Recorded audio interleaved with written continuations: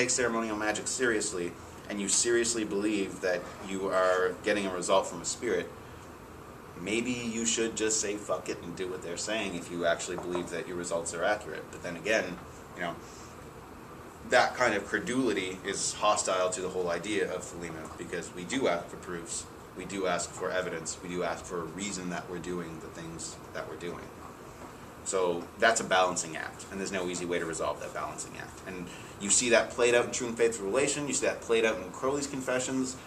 I wish you'd see that played out in Levy's work, but we don't really have his diaries or anything like that. We just have his published works, which are tiny compared to what he may have had.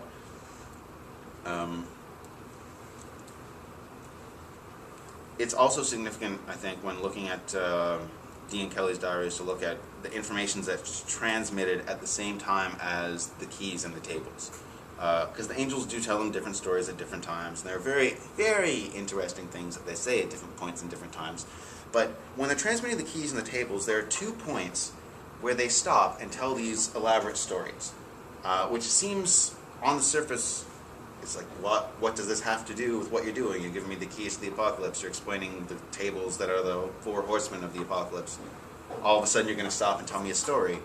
Well, those are stories that I think are important to pay attention to, because I think that they actually are saying something. And also, those are periods in the diaries where you can be a little more certain that you're getting accurate information and that they are actually talking to the spirits. Like, there's a lot of confusion later on and earlier on, where the angels are kind of coming to Dean Kelly and saying, you guys got to purify yourselves, you have to, or as Gabriel keeps saying, sweep your houses clean, sweep your houses clean. Kelly tries to do that, and then he gets this whole barrage of information that Dee decides is completely satanic and completely against everything that's going on, except for the fact that if you look at the way things line up later, it kind of seems to be more accurate information than what they were getting during the times that Dee thought they were getting holy and righteous information. But yeah, I want to talk about 2 of those stories, just to give us a little bit of focus, because trying to get through all this fucking shit is not possible in one talk, and all I can do is strongly recommend that people actually sit down and read this. There's actually a readable edition of it out now, which I completely resent, because I've been fighting with the TypeScript now for a decade, and now I'm just kind of like, fuck it, I wipe my ass with the readable edition. If I've been fighting with this, everyone should too. But that's just me being petty and spiteful. So the first one I want to talk about is what I'd call the parable of the whale. There's a point at which I think we're about 4 keys deep into the transmission between Dee and Kelly, when suddenly the angels decide to stop and tell the story, and they talk about the prophet and the child and the naked man and the whale. And the whale is supposed to be the Spirit of God, and essentially the prophet comes on to the naked man and tells him about the Spirit of God, who is the whale. And I don't exactly know what that means, and I would hesitate to advance a theory about exactly why the angels described the Spirit of God as a whale. We can come up with our own conclusions about this. I'm not here to do that. What they do say, though, is that essentially the naked man who's come on to the prophet, or who's come to by the prophet, is supposed to be Dee. The child, who he finds later, who I'm about to get to in a second, is supposed to be Kelly. And this is essentially this is the story of initiation in general that they're trying to make clear. And it's very significant, I think, that they'd stop in the middle of transmitting the keys and give this little story. And like literally for pages before, pages after, what you have is like Dee's personal diaries, and then the angels coming in and telling them, okay, we're going to transmit this at this time, this at that time, come back at this time, and then you'll get whatever. And the rest of it is just like Enochian, like the keys themselves and the language itself. It's the first time that that Dee is really getting his hands on the language. But just in the middle of the beginning of this, they stop and they say, okay, so here's the story. And so basically, the prophet comes unto the naked man and tells him about the whale, the Spirit of God. He goes out, he finds the child, who's supposed to be Kelly. And the child's trying to climb a hill, which is supposed to be the world. So Kelly is experiencing the world, essentially. And the angels ask him to stare into the sun.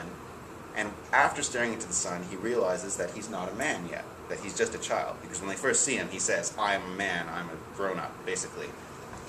Now, if we know 777 and we've been looking at this seriously, then we understand that the human being experiencing the sun, this is actually where we get to, this is the center of Ruach in the four Kabbalistic worlds. This is, and if you look at the Kabbalistic worlds in terms of the family, it is the father, the mother, the son, the daughter. This is where the son, S-O-N, comes in, the idea of the child. So the fact that he would look at the S-U-N son, and that's what makes him realize he is not grown to adulthood, that actually falls into a lot of the correspondences in these tables. And so now all of a sudden he realizes he has to grow up.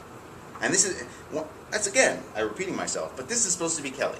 And Kelly's not really that happy about this in the whole way. He feels condescended to. Obviously, you can see his resentment coming out with his responses to this, but at the same time, this is what the angels are saying. And I think that this actually comes into all of initiation later on. You have to have that moment when you realize, it's one thing to encounter the world and be tired by it, and then you have to have the moment to realize, okay, I'm naked, I don't know anything, I'm young, I have to fucking put aside everything I thought that I knew before and go on to a new thing, essentially. Then it gets more interesting, because then the child meets the devil. And the devil is what it teaches the child his secrets, teaches the child his ways, and that, according to the angels, is what makes the child into a man. So literally, growing up requires learning the secrets of the devil and becoming part of the devil's work, essentially. And then the prophet comes back and says, okay, well, now everything's wrong, you become a man, now you have to learn how to use that. But without the devil, that wasn't going to happen. He would have stayed a child. And this is abundantly clear in the angels actually say explicitly, these are what all these symbols mean. Like, they tell the story, and then they have a second, and it's like, okay, the naked man is D, the child is Kelly, the earth is the world, or sorry, the hill is the world, the whale is the spirit of God, and so on and so forth. Or the prince is the devil, the prince who takes the child in and teaches him his secrets and manipulates him and so forth. They really hammer this in. And you don't really see them do that in any other point, literally any other point in the diaries, in the 5 books of mystery or in True and Faithful. They're not very explicit. If they're using metaphors, then usually they leave it to Dee and Kelly to figure out what those metaphors are. At this point, they wanted to make it really clear, this is exactly what we're saying. And I think that this story, and I'm not trying to tell anyone necessarily what to get directly out of the story. I've said explicitly that I think it's a story about initiation, but at the same time, it's something that people should look at really carefully, because these things don't crop up in Dee and Kelly's diaries a lot. There's only a few places that they do, and so when they do, I think that it does mean something, particularly if it happens simultaneously to something like the keys and the tables being transmitted.